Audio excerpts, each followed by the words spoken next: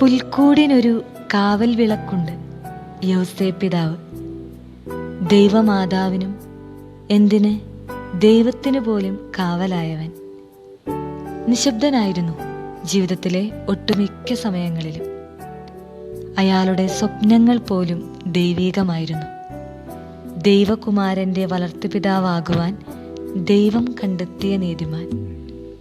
ദൈവത്തിന് ഉറപ്പുണ്ട്, കന്യാമേരിയും ദൈവപുത്രനും ഈ കൈകളിൽ സുരക്ഷിതരാണെന്ന്. ദൈവം വിശ്വസിച്ച മനുഷ്യൻ. അങ്ങനെയാണ് തിരുപ്പിറവിയിൽ യൗസേപ്പിതാവ് ഒരു കാവൽ മരമാകുന്നത്, കന്യകകളുടെയും കുടുംബങ്ങളുടെയും എല്ലാം കാവൽക്കാരനാകുന്നത്. നിന്റെ ജീവിതം കണ്ട് ദൈവത്തിന് നിന്നെ വിശ്വാസമുണ്ടോ എന്നുള്ളതാണ് കാര്യം. ചില നന്മകൾ നിന്നെ വിശ്വസിച്ചേൽപ്പിക്കുവാൻ ദൈവം തയ്യാറാകുമോ എന്നത്. നിനക്ക് ചുറ്റുമുള്ളവരെല്ലാം ദൈവം നിന്നെ ഏൽപ്പിച്ചവരാണ്.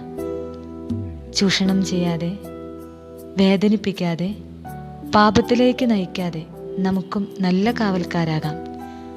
ഉണ്ണിമിശിഹായെ, എന്നെയും യൗസേപ്പിതാവിനെ പോലെ വിശ്വസ്തതയുള്ള നല്ല കാവലാക്കണേ.